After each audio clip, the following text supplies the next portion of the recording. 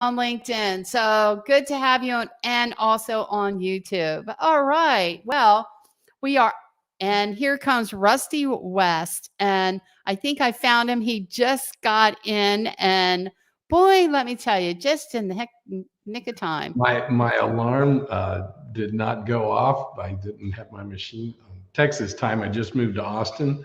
So my alarm's going to go off in an hour and 45 minutes. I looked down and was like, oh no, Becky's waiting for me. So I barely squeaked in. I apologize for being a few seconds tardy. So. Darn it, here we are, and we're live here, Rusty. Just in time, just in time. And I thought it was just me. You know, I'm thinking, hey, Brooke, I think we just got stood up. I don't know what to say. How is that even possible?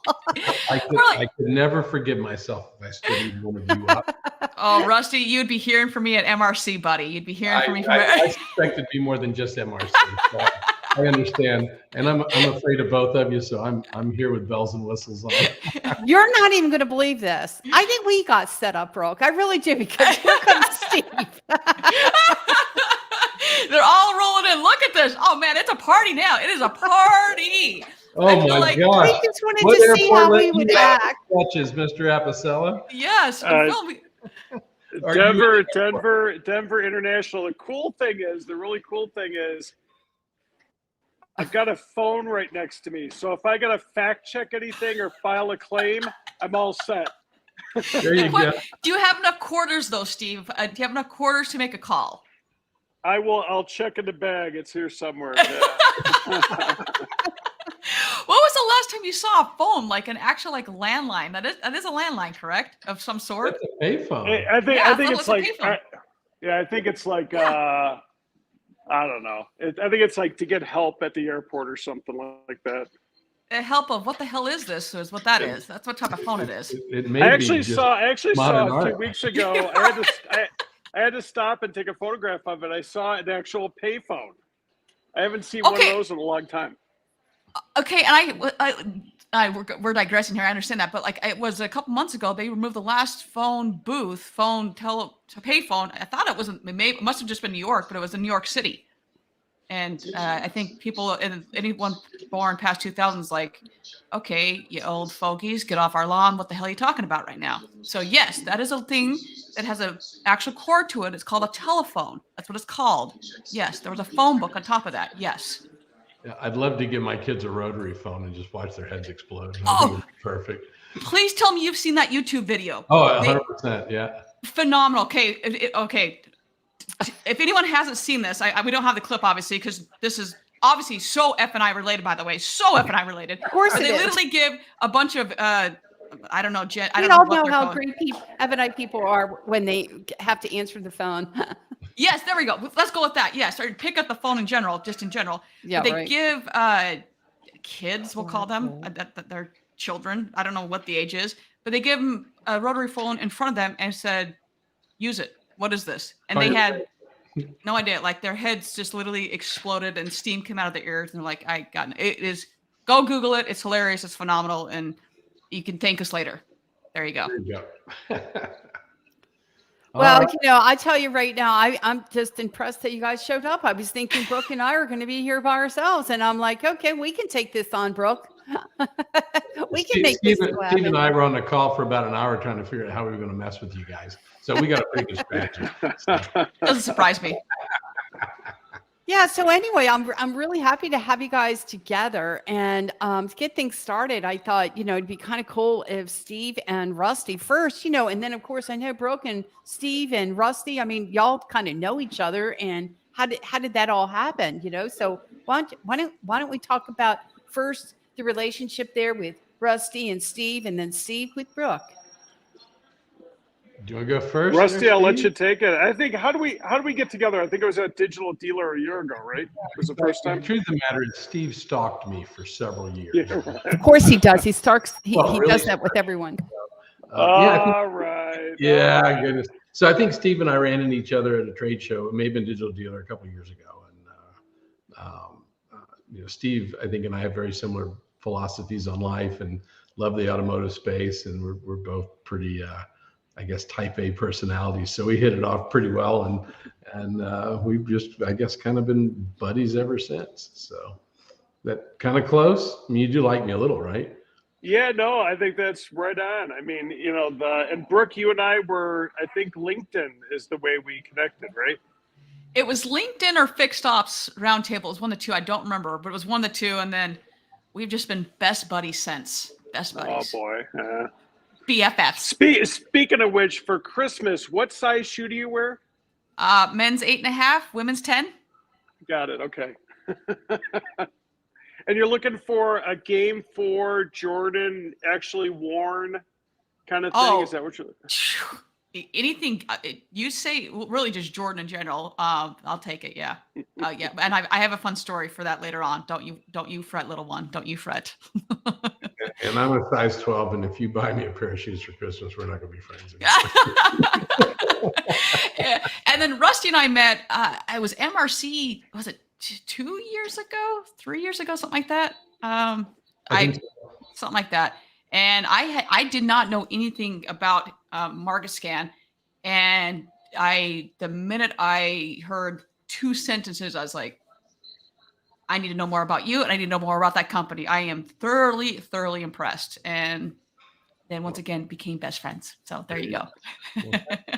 And I have your shoe size written down. So Now, there you go. Look out. That's a scary thought. yeah. I know my wife's shoe size too. So. Oh yes, yes. Yeah.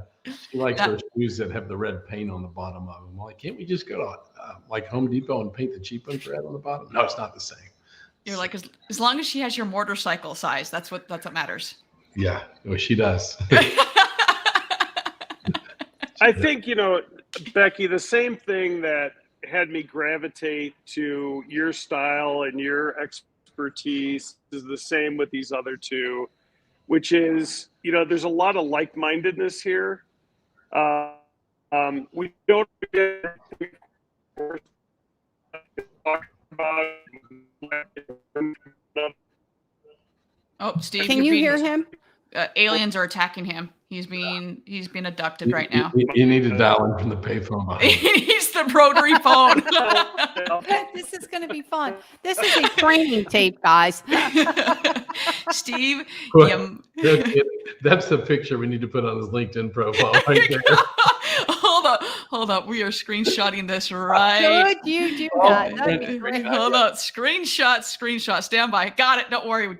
We got it, ladies and gentlemen. We got it. So, Steve, whether you can hear us or not, don't worry. We have that. We'll be saving that and posting that later. Do I remove him or what? Do I save him from Steve, his pain? I'll tell you, I don't know if you can hear us or not, but he's got to be one of the hardest working guys in automotive. He lives on an airplane. Yes, every single time I talk to him, or every single time we try to have a Zoom, it's like, okay, I'm gonna try, but I don't know if I'm, if my flight's delayed, I'm in. If not, I'm not going to be there. He's in airports every 30 seconds. So clearly he's having some connectivity issues. Or he just got tired of talking to us. One of the two. That could be it too. He's like, the hell Maybe with he this. was just talking some really good stuff about me. What happened with that? That's right. He's just really tired of talking to Rusty and myself. Let's be honest. You know what That's I really mean? what it I was was. like, wait a second. I was just getting some accolades here with Steve. Becky was like awesome or something. I don't know. And then he cuts off. I can't believe it. It's It's most taken likely. me a year to get here. Hey, but at least he cut off before he started saying any of the bad stuff about me. So that worked out pretty good. See, there you go, Rusty. was time Always, to you always get off the hook. There you go. Well, anyway, so I really thought this would be a great group to talk about. I had Rusty here. What was it, 30, 45 days ago? Do you remember? Something like I think that. so. Something like that. And you were in the auto finance news and all about these excessive chargebacks. Dealers are going to get, lenders are going to get hit with these chargebacks. And there is going to be like some, do you mind me saying, hell to pay when it comes to what's maybe lenders are going to be hit with these billion-dollar losses. Where are we at with this whole thing now? Where do you think, where are we at, Rusty? It's starting. Yeah. Right? It's starting. So we're seeing every day in automotive news, auto finance news, all of the industry rags are talking about delinquencies and losses. So when that happens, there's a bunch of things that can create a loss, obviously, from a lending institution perspective on a transaction, right? When there's massive rate markups, right? Not necessarily massive rate markups as far as number of points, but a couple of points on billions of dollars worth of transactions, that's a tremendous amount of money. And if the payments aren't made by those consumers, the lending institutions never have the ability to recuperate that paid reserve that was paid to the stores. There's not much chargeback provisions on retail contracts or on lease contracts for that matter once 3 or 4 payments are made. So those are losses, right? And those losses can happen if the vehicle's refinanced, if it's totaled, if it's paid off. But they can also happen in an even bigger way if there's a default, right? So we're starting to see a lot of that. We're starting to see a huge ramp up in towing companies' capabilities to recover repossessions, right? There's a big push from the biggest banks on some of the biggest towing companies to say, hey, you need to buy more cars because we got this flood of cars that have to be that we got to go pick up. And that's one angle, right? And all the other angles, it's all still kind of coming into play. We're starting to see the companies come out that are doing the type of advertising that we were talking about, which, I kind of, rang that bell a little bit because I kind of figured that's what we were going to see. But it wasn't, the writing was pretty much on the wall, so it wasn't too hard to predict. But, we're seeing a lot of advertisers for, hey, you might be able to save a lot of money on your existing car, and reach out to us. And they're not just rewriting the loans, but they're rewriting the aftermarket products also. And, so the dealers are going to be getting charged back on some of those, or charged back on some of those. And then,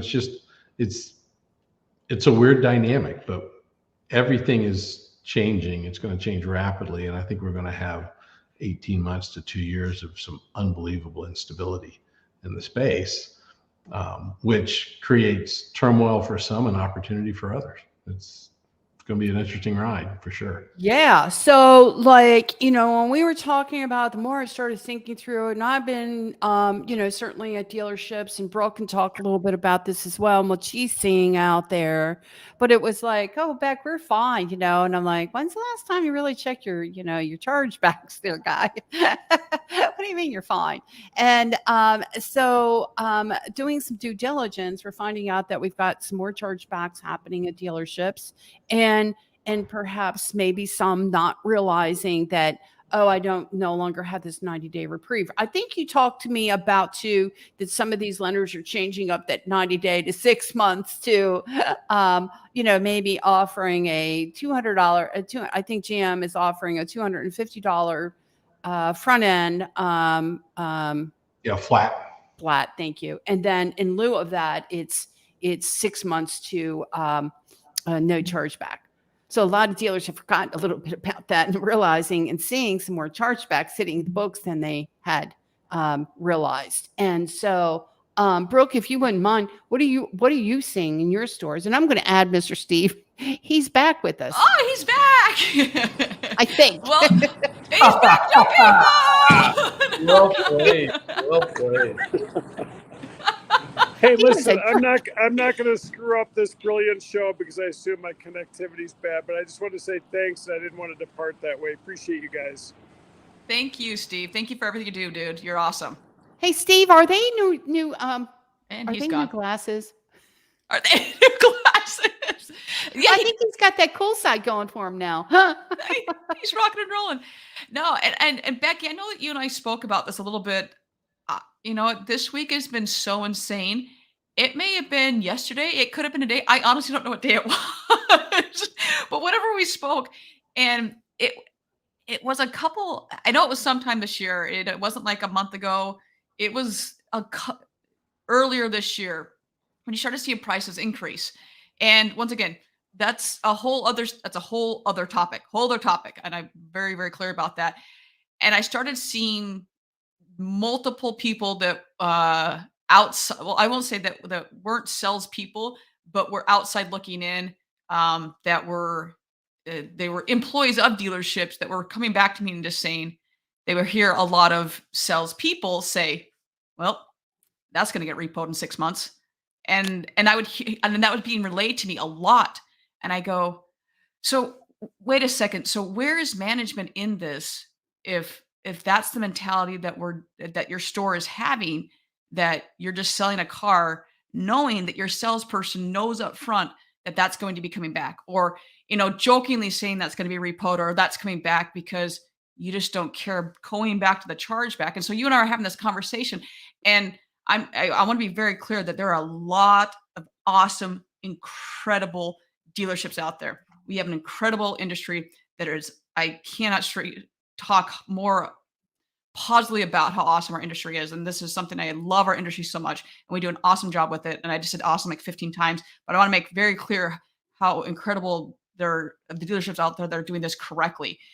Those that have chosen to go a different direction and say, like the example I given that I provided, just to say that that's going to come back. Well, I think at that point, Becky, you said that where is this, that the consequence isn't great enough, and if it is great enough, they just don't really care.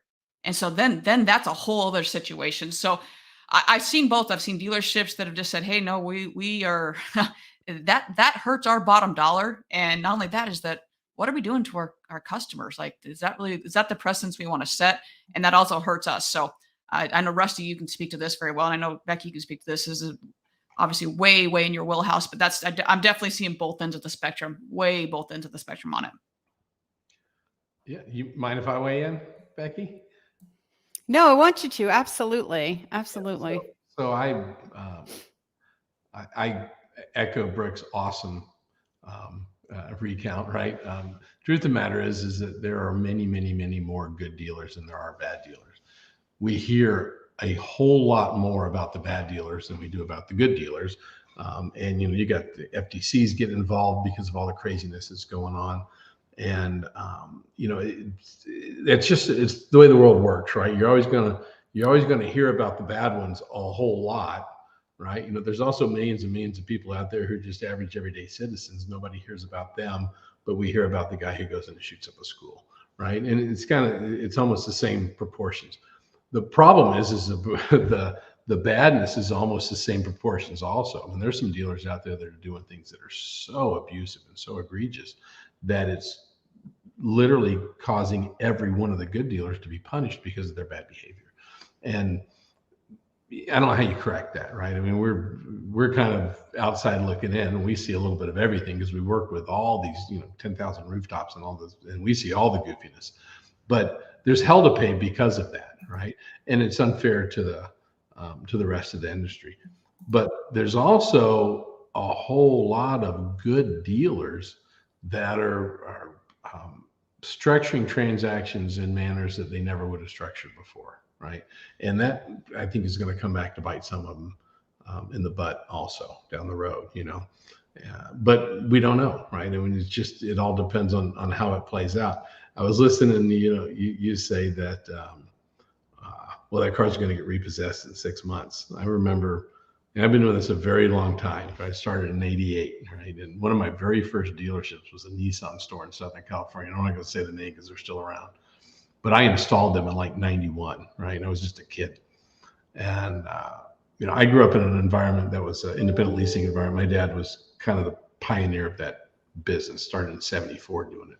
And he had a very strong philosophy about how he's super transparent with all his customers.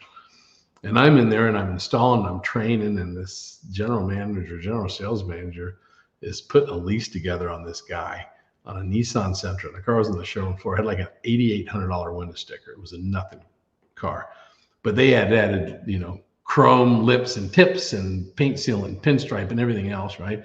And this guy's getting a 5-year lease, and he's paying $400 a month on a 5-year lease on a car with a $9,000 window sticker, right? With all these add-ons and everything, but he's got no payments for 4 months, right? The guy literally signs up, he drives, he's got no payments for 4 months because that got past all the chargeback provisions on the reserve, right? And this guy says, those payments are way too high. Are you crazy? And the general sales manager, and this guy had horrible credit. General sales manager looks at him and says, what do you care? You're not going to make them anyway. Remember those Guys, days. yeah, right. And he took delivery of the car, right? 4 payments were covered, and then you got 90 days. But this guy drove a car for free for 7 months, right? Didn't help his credit. But that was an unbelievable abuse of the system, right? Now, there's been a lot of things that have prevented that type of behavior. I was sitting there, I'm watching this show, and I'm like, okay, this is, you know, I had to go take a shower. I felt dirty. It was entertaining, right? But you know, and Yeah. then you've got the opposite end of the spectrum where you got the dealers that say, okay, here's everything, right? And they show you everything, and then there's everything in between. And so all the stuff that we're seeing now is not new. It's just more visible, right? And I think it's more visible because there's a little bit more of it. And car prices are holding premiums just because there's been such a limited inventory, right? And we're starting to see a shift there too, right? Used cars are starting to slow down a lot. Well, they're starting to slow down a lot because there's more used cars, and there's going to be a ton more used cars as these things start getting repossessed or you know, whatever, people start getting in over their heads. Here's how I see it. Let me just let's just talk a little bit about this, because I think this is really an important. Let's call it the way it. And you're right. I'm in a lot of different dealerships, and I believe Brooke is in a lot of different dealerships. And over the last 2 years, frankly, I think we're seeing a lot of, success gets to the best of us, right? To all of us, right? And we end up having, more party time, more drink time, more whatever you want to call it time, cake time, and sooner or later, we're going to get fat, and we get out of touch with reality. And I'm going to tell you, I think that there's a bunch of dealers out there that they're out of touch with reality. And we don't have the skill set that we once did, Rusty, Brooke. I feel like a lot of skill set has been eroding. And every time you have success, you have the side effects from it, good, bad, or indifferent. And it's is if, hey, I'm able to do whatever I want to do, and I call the shots, whether you like it or not. And let's face it, over the past 2 years, if you want to buy my car, this is the price, this is what you're going to pay. Let's move on, let's go. And that's the end of it. So with the changing tide, and Dave Anderson, he is just amazing, awesome. He talks about the change of season. And we're shifting, we're pivoting. You want to call it whatever you want to, but we're shifting. And now are car dealers ready to handle that shift? Are they ready to go ahead and do what's necessary to help customers pivot to a point where we are offering alternative solutions for customers to be able to afford these payments? There's this conversation. It's called the affordability crisis in America. Are we listening into that? Is that real? Is that made up? Is there truly an affordability crisis here in the United States? Bro, take it on. First off, I will use the term of drunk on profit, and we have dealers that are definitely 100% stumbling around and can't find the door, can't find their keys, and then trying to drive a car. Then you have other ones that are just like, no, we know our limit. So you have, once again, we're going back to both ends of the spectrum. They know their limits. It's so, yeah, they're definitely I will say yes to that. Yes to that. But I want to go back to the very first statement that you said of dealers in our industry of honing in their skills. I honestly, I don't know what show it was. I cannot remember. I've done a lot of these, so I don't remember. But we talked about the fact that if I hear the phrase one more time about the time to prepare is not when it's raining outside and da da da da da. Like, people say that so much, but it's so true, because right now, if you have a salesperson that happened to come into the auto industry in the year 2022, that person truly believes this is what the car industry is like. Guess what? It's not. This is not what the car industry is like. It is not just that the customer rolls up and writes a check. Like, that is not what that's not what our industry is like. That is what it seems like right now. And that's what you feel like it's like right now. That is not what it's normally like. And so this is the time that you should be sharpening your skills. This is the time to dive into your CRM. This is the time to dive into all these different things and be honing and sharpening your skills. This is the time to say, hey, why have we not dove into the other areas? Like if you haven't been doing the things that people have been telling you to do for the last 10 years, i.e. video, i.e. doing this, all these different things, this drunkenness is going to swing back into the middle. And where the hell are you going to be? Because if you are out there stumbling around like a drunken person and not passing the freaking breathalyzer, you're going to have a really, really rude awakening, So going to what you originally said there is that there are, once again, incredible dealers out there right now that have said, you know what, man, this is so awesome. Like during 2020, I'm going to use April Simmons as an example. She goes, you know what, this is freaking awesome. I actually have some time now where I can hone in, and she just attacked her Google My Business. Now, speaking of drunk, Google My Business, doesn't know what the hell they are in life, an identity crisis, Google Business Profile. And she took over Pet Shop Boys. No, Pet Boys. Pet Boys. Go back in time there. Once again, dating myself there a little bit. She was taking business from them because she goes, hey, I've got some time now to craft my skill a little bit. So if you can take this as an opportunity to better yourself, better your business, that is, look at Steve here coming in. Even He's when he always doesn't have coming in. Come on, is it like the This guy has TTY through the telephone here? How's this coming in here? But yeah, I mean, this is what I'm talking about, is that, is using all these different schools to come together and better not only your business, better your people. And when you better your people and you value your people, they're now going to pass that on to the customer and your clients. Yeah, I like that. I think that is, we actually had I had a F&I tips show with Michael DePeaser yesterday actually, and we were talking about how's the best way to, really get an impact in your overall performance. What is it through? Is it through motivation, or is it through accountability? What is it? But at the end of the day, it's really important that your employees realize the benefit that they offer to the team. And, and then if we acknowledge that and we move from that, I mean, that's what really makes that dream team come together. And there's nothing better than that dream team. I got to tell you, few and far between, but when it happens, man, I'll tell you right now, it's strong as ever. But I'm just wondering, with this industry, and how it's changing rapidly, right, Rusty? I mean, this stuff it's like we're used to a certain thing for the past couple of years. It's been great. I mean, lenders have been playing along. They're giving us 120, 150% of loan to value, some 170, right? I mean, look at Upstart. I mean, they were coming in with some freaking awesome loan to values. And of course, the rates were awesome. And, so anyway, here's the thing. So today I was reading a really kind of, high level, good post. And it was with Brett Sutherland. He's a dealer.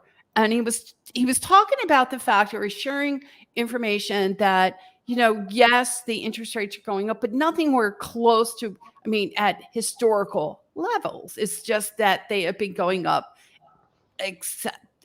at historical levels through a short period of time. That being said, I get that, but the pricing of vehicles is higher than it's ever been. And this is where it's really impacting how much, plus the economy is pinching customers, gasoline, everyday expenses are increasing substantially. So how doesn't that affect what a customer can actually afford, Rusty? Yeah, of course it does, right? The days of price shopping are pretty much behind us. When the average retail price of a new car is in excess of $50,000, people aren't necessarily concerned about how much they're actually paying for it as much as how much they're paying up front, how much a month, and for how many months they're obligated, right? So it's based on budget. One of the things I think we're going to see a huge uptick of, especially when people start getting tired of making big payments on not necessarily big cars, is we're going to see a huge uptick on leasing. And I think it's going to be the only way to get some of these big negative equities taken care of. I think it's a way of doing it. It's always been an effective way of doing it if it's put together properly, of saying, hey, look, you're not unburied. We're getting you a brand new, beautiful casket with a warranty. You're going to pay the piper for 3 years. And then afterwards, you got a clean slate, as opposed to 84 months of pain. Oh my gosh. Right? Which is crazy, right? Can I tell you something? I don't mean to cut you off, Rusty. I swear I don't mean to cut you off, but I got to say this before I forget. I can tell you how many dealerships here across the country, and this is not something that I was ever trained to do. So when a deal ever came into my office and it was a lease, it stayed a lease. If I tried to go ahead and convert it to a longer term, my dealer would shoot me. I just want you to know right now, I would be shot. Like, get the heck out. This is not the kind of business we want. That's not what's happening. What's happening, if a deal happens to make its way into an F&I office on a lease, what are we doing that for? We're taking it off the lease and we're doing extended terms. And I'm thinking to myself, where did that? Well, you never How see did that happen? You'll never see the customer again, right? If you do see him again, it's because he walked in your front door and he's pissed off and he wants to have a bad conversation with you, right? You're not going to see him again. If you look, Steve Smythe, was our CEO until he kind of quasi-retired, right? So he did what everybody. I wish he was on the call because I give him a hard time to his face. But he got old and he moved to Florida, right? That never happens. But do not talk to age. Okay. He was the dealer principal of Mercedes-Benz Beverly Hills for a very long time, and they were big customers of ours. And when they sold that store, and I think they sold to Group 1, they got a huge number, a huge additional blue sky number, because they had an enormous lease portfolio. And they knew how many transactions they were going to do, right? They had like an 85% or an 83% renewal ratio, which was fantastic. So these guys were coming off a lease, and they had thousands and thousands of them. And they knew they had 85% of those thousands and thousands of vehicles were going to get new vehicles. Leasing, as far as really investing in your future, you get to sell a guy 2 or 3 cars or 3 cars in 84 months as opposed to 1, right? And you get to see him again. Profitability, you may not get quite as much advance on the lease as you do on some of the crazy loans that are out there right now are ridiculous. But there's huge risk in that too, right? If you look at all these giant companies, most of these lending institutions are borrowing money from the federal government, and they have to collateralize that money with their portfolio. And the value of their portfolio has to be a certain amount, right? And they run a pretty close threshold. It might be 3-4% below that threshold. What happens when the value of that portfolio collapses, which is going to, when all these cars come and the used car values plummet? Now you're going to have these billion-dollar industries that are hundreds of millions of dollars out of trust with the federal government. That's going to create a little bit more of a heartburn than a chargeback on a warranty, right? So how do you find that balance? And you don't run into that quite as much with a lease, just because the lending institutions own those vehicles when they come back. So they're smarter about how they go into them. I don't say smarter, they're more scientific about how they go into them than they might be on a loan where it's, you got a guy with fantastic credit. We know he's going to make the payments regardless of how bad a deal he made. But there's still a risk on the other side, so it's that whole butterfly effect. A butterfly flaps his wings in Southern California and there's a tsunami in Japan, right? It's everything's tied together, and we really have to look at that when we make some of these big decisions. So if I were a salesperson, I would lease everyone as possible to build my business. And you would think that would be the case, but I got to tell you something. I think that dealers have gotten to the point where, I've got unlimited customers and it's not that, big of a deal. Nobody and I guess here's what I'm hearing. I'm like, well, okay, well, if we lease Becky, doesn't that cut into our F&I profits? I don't make this up. I'm like, well, perhaps, yes, it can, but think of the long-term effect. You're hoping to bring customers back in to retain more customers, to sell more customers. Doesn't necessarily happen all the time is what was promised. I mean, there is something to be said about that. For years we were taught, hey, customers will be more loyal. Not necessarily does that happen. Brooke, what are your thoughts there? I'm literally like crawling out of my skin right now. As you're I know. talking. That's why I thought I better go ahead. I'm like, I'm going to jump out of my chair, and I literally like I was going to scream my microphone. I'm like, getting away from my microphone because I don't scream my microphone. I just felt it's like I- this time. I was like, oh my gosh, like now right now is a unique time. So like, you and I were talking that I, for the first time in a while, had to buy a vehicle and it happened to be in 2022. Not the time you usually want to buy a vehicle, not the time I wanted to buy a vehicle. That being said, you've watched from like January of 2022 to buy a vehicle, to buy or lease a vehicle versus now. And yes, our rate's different now. Yes, to try to lease a vehicle now, you're not going to get as good a rate. So the leasing portion has changed and what the OEM is willing to offer. The consumer definitely has changed. So yes, that part I totally understand. I'm going to echo Steve's, and Steve, whether you can hear or not, I'm not going to say it as eloquently as Steve says it. When you're focusing, nobody can. That's right. They're Steve words. Let's be honest. When you're so focused on, I'm not going to do it. Well, you're focused on the sell. You're focused on the sell. Everyone, let's go back here for 2 seconds. The digital lifetime cycle, the digital lifetime journey of our consumer does not end with the freaking sell. It is the eternity. Because now what you're telling, and F&I, we don't really care, and so we're just going to do this, and now we're going to screw over fixed ops and service. What the actual hell are you doing? Because now you're pissing off fixed ops and service because you just screwed them over. And if you're so like, just whatever, just move them along. This goes back to the whole disconnected everything. Everything needs to talk and to communicate. And that's not just with the actual technology, with the people. So whether you lease or purchase, obviously, if it's the leasing portion of it, that customer is going to keep coming back because they're happy and you've treated them well. And they know that, hey, I'm going to keep servicing my car here. And when I service my car here, guess what? They're going to continue to buy a new vehicle from you. And that means, hey, when my kids come here, maybe I'll buy a used car from you as well. Maybe I'll buy a new car from you. And I'm going to tell my friends it from you. And when my friends come to buy, they might buy a used car and a new car from you. So there's so much more than this one little thing. It's this ripple effect. So if we can get out of our own way for 2 seconds and say, well, I don't want to lease, or whatever it's lease or purchase. And I will say this from someone who has leased a car, and I normally lease because I like having new vehicles. Me too. But it's so much more than just the one lease. I will tell you that when I'm a very loyal person, I'm loyal to a fault.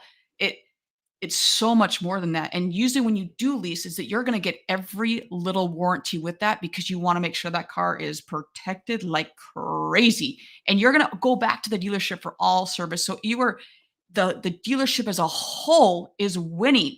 But if you screw that lease customer over, you're not only screwing that customer over, you're screwing over the entire, everyone that person knows over. So if I can tell you guys, I love this conversation because I thought, man, there for a while I was losing my mind. I'm like, okay, well, this goes against everything that I was ever trained in ever, that the last thing you want to do is try to convert a customer from leasing, because we know that is like the cardinal rule, right? Leave that alone. That is a customer we can expect to come back time and time again. But let me tell you something, over the past 2 years, all bets are off. Things are completely different. It's like, bring them in, forget that freaking lease. The residuals aren't that great either, Becky. And so, the reality of it is some of these residuals aren't that best. So we're just going to forget about that and the idea behind it, because the idea behind it, and you're so freaking right, Rusty, she gets me going. I'm telling you. So Listen, the driver of all of this is the pay plans of the dealership, right? If you think about it, your pay plans are your job description, your compensation is your job description.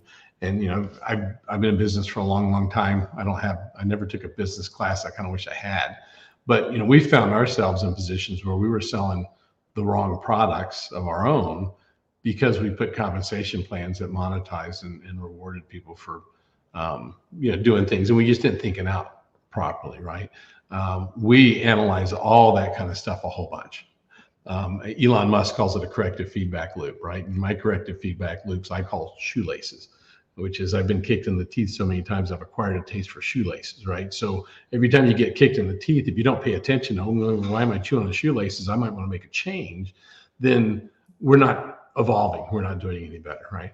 So I think if some dealers were to sit back and look and say, okay, how do I compensate everyone who communicates with a consumer on my behalf? How do I compensate them in a way that in the long-term best interest of my organization, right?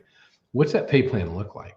Because if we're trying to sit there and say, hey, if we're compensating people on these profits on warranties, right? You can't sell a 7-year warranty on a 36-month lease, but there's massive profits in the 7-year warranty. Then we're not compensating them to put our customers in leases. We're not compensating them to create consumer loyalty and bring them back and all that kind of stuff, So I'm sure there's some creative people out there who are doing some pretty cool stuff, and I suspect we'll probably see some more of that in the future. But right now, everybody who's getting paid in a dealership for certain elements of aftermarket products and all that kind of stuff, they're selling a ton of product. They're making a lot of money. They're making a lot of money because that's what does the best for their family financially, right? And that is not necessarily aligned with what's in the best interest of the dealership. And that misalignment, I think, is very expensive in the long term. And well, you're right. And you know what? I know you don't want to say it, but I'm going to say it. And you know what? Dealers own this responsibility. They're accountable to this. It is called inspect what you expect. And you know what? It really truly is. It's like, okay, you don't want this behavior. You obviously need to rethink that pay plan because otherwise they're going to work a pay plan. It just is. You kind of have to circle it back to Brooke's earlier comment also, which was, drunk profit, right? I pulled up a quote. Let me see if I still have it. It's the hard times create strong men create good times create weak men create hard times, right? I don't know who you are in Facebook user land, but if you wouldn't mind telling me who you are, I'd love to know who you are, because I completely agree. Every customer should be presented the options of finance versus lease payments. Anyone remember the have a car? Who is this? I just wish you'd tell me who you are. I can't see you. So Becky, on your StreamYard, you need to make sure your settings you have to change it to public on everything. So you have to be public everywhere. And then that Facebook user's name should come through. How do I do that? Where? I'll show you. You can't do it now. I'll show you later on, but that's why that's coming through. Everything was on public. Then that person might not have their stuff. I think what happens is they have the ability to submit on StreamYard to say it's okay for them to have their name appear. Is really what happens, I think. So, and sometimes I don't get that, but if you would be so kind just to let me know who you are, it'd be great. And do not know why my thing does not show. This is Robert. Okay, Robert. I don't know why your thing doesn't show either. Yeah, when we get done, I'll take a look at your settings. See, there you go. We're going to take a look at my settings and we'll figure this out, right, yeah. Rusty? This is good. She does tech support too. That's awesome. Yeah, I'm telling you, one-stop shopping here. One-stop shopping. That's what we do here. We move automotive forward. We help each other out, yo. That's what we do. And I love it. So one thing I want to say about leasing, and we'll carry on, but for me, I've been in the industry a long time, right? Although I know it doesn't look, no, I'm just kidding. But anyway, I like to pretend. So, but here's the thing, leasing for us, it was like, that's what we did. We got, especially with a customer who had some slow pay history, derogatory credit. It was like, all right, look, Beck, I'll go ahead. I'll put this deal together. Give me a couple security deposits and we'll make this deal work, because we've reduced the time out, the term out, the risk for the lender. Ford was notorious for doing that. And remember that, Rusty? I mean, it was. Yeah. And my favorite was when GCal was in it, right? Oh, I remember that too. Yeah. 85% residual values on Hondas when there was 18% markup. Oh God, those were the days, my friend. Oh my God, even some of these the Chevys and things like that was just crazy, right? The residuals that were, I mean, if you guys weren't doing leasing back then, something was wrong with you. I don't know what to tell you. But then again, you'd have someone else who, remember balloons that came out and they destroyed leasing because customers come in 5 years later. Here's my book. I'm out of my car. Well, not really. You know 1 that year's left. there are Go for it. CRMs that still have leasing as an option. Like the desking thing, like the form still comes up and it's like, are you leasing, you financing, or balloon? I go, balloon hasn't been used since like, I don't know, 1988. Like, why is this still an option? They're like, oh yeah, we probably need to get rid of that. I'm like, it's like multiple CRM, like their desking tool, like it pulls up the forms or whatever. Like, why is this still an option? Like, really? It depends on the market. Sometimes Texas is a pretty big balloon note market because the way leases are taxed. Well, and the new I think it's the new Lightning. I think it's the Lightning. They've actually said that they're going to do balloon with that. Now, it's like you're starting to kind of see it tick back up again, which is just very odd to me. Don't know why you'd want that, but I guess have at it. So I guess there's a market for everything. But prior to now, I'm just like, why is this still an option? Like, I don't understand. But going back to what you said earlier, Rusty, about the dealer pay plans, you also have to consider OEM and how OEM structures things, because that is going to dictate, once again, it goes top on down, because the OEM is going to dictate how the dealer does things to an extent. Well, a lot of times, but if they say, okay, you got to sell this many vehicles, you got to sell this model, and you got to sell this, but really it's this and this. And if all the rates are such that they're going to structure everything away from leasing, well, that's going to be very difficult. So that's a lot of, you got to consider that as well. Yeah. I don't think they will. Right. So, the manufacturers like selling, the manufacturers love leasing. Right? They love leasing because they love the fact that they sell consumers 3 cars in 84 months as opposed to 1, right? Yeah. And the manufacturers aren't necessarily in the business of selling used cars or selling service, right? They sell the parts and stuff to the dealers, but they're in the business of moving iron, right? So a very healthy lease portfolio has much more brand loyalty, and for sure has much more rapid trading cycles than a finance portfolio. So I think we'll see a pretty good bit of that uptick. I think we're not going to have a choice because the way things are going to start to unfold here in the market, consumers are going to have to lease stuff, or they're going to be stuck in car payments for 10 years, which I think will be the death of automotive retail as we know it. Well, I think it's going to be interesting too. And I think Becky, you and I talk about this, like in 3 years from now, what are these dealers that are, I'm just going to say gouging customers, because some are just completely, there's gouging customers. Not all, but the ones that are, what are they going to do? Don't you want me to work again? No, I'm just kidding. What are they expecting to do? Let's say that that dealership is still there. Do they really think that they're going to take that car back in? I think it may be a stretch that they're still there, to be honest with you. Okay, that's what I'm saying. Assuming that they're still there, do you really think that when you charged, we're just going to say $50,000 over for a car that should have been $30,000 and you're charging $50,000 over for that, do you really think that you can take that car back in on trade? Well, what do you offer them? 12 grand. So yeah, thanks. Yeah. It's impossible to gauge, right? Because we don't know for sure what the landscape's going to look like. Yeah, and we don't know the market is going to be like, and I fully aware that. If the landscape's as screwed up as it is right now, there's always going to be room for the bad apples, and there's always going to be room for the great dealers. You touched on something earlier, and I was sitting here smiling and wagging my tail, but biting my tongue just to let you know. Darn! I wish I would have gotten that. Yeah. Have at it. Have at it. But this is a very weird time. It's a very, very profitable time for all the dealers in the spectrum, right? The ones that are just being abusive, the small percentage of ones that are being super abusive, and the big percentage of the ones that are really, being fair, but they're holding grosses, right? They're not having to go on a holdback to sell cars. And so the dynamics are working.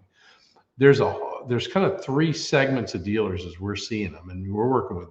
It's crazy how many dealer groups we're working with now, as opposed to just tech firms, right? To power the technology that they're building.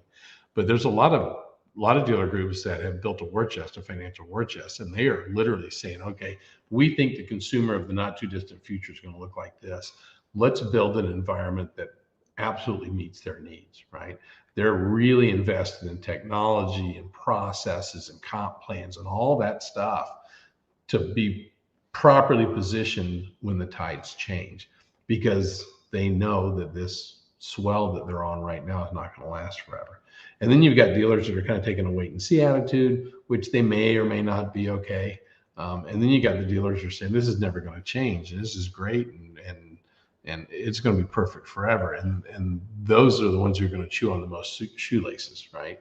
And, so it's fun for us to see there's some very, very bright minds out there who are building some things that are super creative. And we love kind of, collaborating with them. Our part's just being able to give them all the payment information and stuff and how to calculate the payments. But the things that they're doing with them and the things that they're doing outside of just a payment to manage those consumers' journey from way up, upstream ad tech stuff all the way through into the brick and mortar of the store. I think we're going to see those progressive, forward-looking dealers really, really shine here. And, my guess probably mid next year, you'll start seeing some tech come out that'll blow your mind. And well, that being said, here, I don't mean to cut you off, but I'm going to cut you off for a second here. I want to talk a little bit about this. Okay, so, we do have this affordability crisis going on. I mean, I believe so. And I think it's more important than ever that we need to, or dealers need to engage with customers earlier on in that process. Some dealers have a digital retailing of some sort. I'm not sure what that is. Or it could be a gen lead. And from that to, you're really giving customers the flexibility to determine budget or payment ideas, earlier on, based off of their credit criteria or a soft pull, if you will, and to the point where a customer comes into the dealership, and it's just all a part of the entire workflow.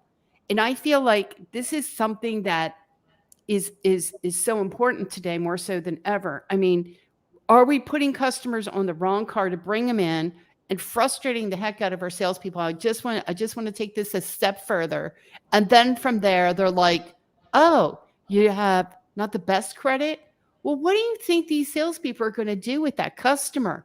Do you think that they're going to work the customer all the way through, or do you think they're going to say, you know what? Oh, maybe you don't have the best customer. You know what? I don't want to deal with that sales manager at the desk telling me to go get myself a real customer. And so out the door they go, and let me go get myself a real customer." How do you see all that playing out? Who do you want to take this one?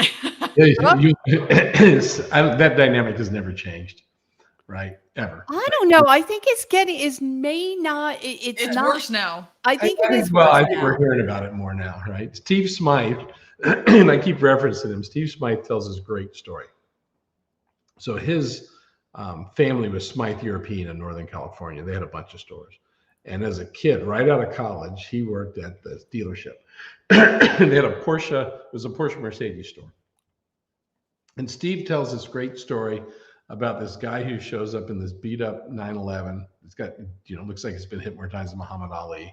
And he gets out, and he's kind of a fat, frumpy looking guy. Looks like he hadn't had a shower in a couple of weeks. And he's got hair on his, face, and his jeans are torn. And he's got, socks and Birkenstocks or whatever. And then he explains that out the other side of the car got a woman that didn't look much different than him, right? And it was his up, right? And Steve says, "Hey, look, I'm late for a lunch date. Why don't you take this up?" Right? So Steve read this book by the cover, and he left, right? And the guy walks in. It was Steve Wozniak from Apple, and he bought 9 Porsches and 3 Mercedes that afternoon, right? So you got people who read a book by a cover and they make a mistake. You've got guys who come into a credit challenge and they get I've been hearing this term since I was a kid. They get a credit spanking, right? Okay, your credit's not that great. Your payment just went way up, right? That dynamic, I think, is more prevalent because we're hearing more about it now because there's so much other noise, bad noise in the space. But I don't know that it's new. It's just more visible. right? And I think there's probably more of it than there was, just because the laws of supply and demand dictate, create more opportunity for it than they have in recent history. But that dynamic's been around forever. Brooke, I'm going to ask you to go ahead and I agree. I agree the dynamic has been there, and I'll tell you why I agree with that a little bit, because I remember back actually recently, but even before then, I'm working with a dealer, and he's telling me, Becky, I just acquired this dealership.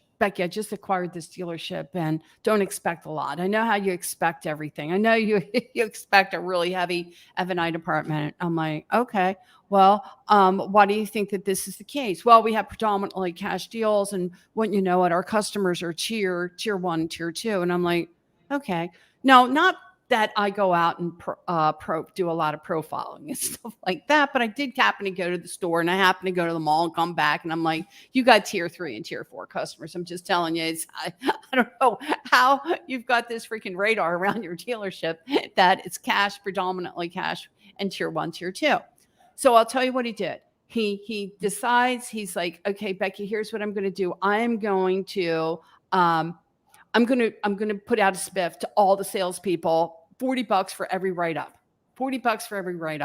and we'll see what I've got. Smartest decision, smart. I mean, this dealer is freaking smart. He gives him $40, and when you know it, what do we go and find out? He says, guess what, Becky? We got tier 3 and tier 4 business. So what was happening, it was a culture. It was something that developed over time because of the leaders in the store. The F&I person wasn't prepared, didn't understand subprime, or even, I wouldn't necessarily, it wasn't subprime, it was just subprime. And of course, that was an easy fix, because the salespeople needed to know, look, it didn't matter who the customer was, what the customer was all about. We're going to do everything that we can to put deals together, because that's what we do. That changed the entire dynamic of the store. But what's happening today is that, hey, we are looking for full retail. We're not discounting. There's no discount fees. There's no nothing. They're paying full retail, or they're down the street motors. There they go. Am I wrong? I mean, that's really what's happening. And they're like, I want full retail. So a salesperson comes in and he goes, customer has some slow pay history. I don't know, about any of these discount fees and this, that, and the other. Send the guy walking. So here you go. And I think we've done, over the past 2 years, we've trained our sales department to send some of these customers down the street. Brooke, what are your thoughts there? Couple of things on it. I think that the judgment that should be made on a consumer, if any client, guest, whatever, is that I'm going to sell this person. This person is here to buy. That's the judgment. The only judgment that should ever be made. I know that it is natural human instinct that I'm going to judge that person. Judge them that they're going to make the deal, that they're going to sell, that they're going to buy from me. That is the only judgment, exactly for the reason that have just been said. And I've heard time and time again that someone, and I can't tell you the amount of times that I've had it myself, either being a woman, or I've had a friend that's went in and ready to buy a very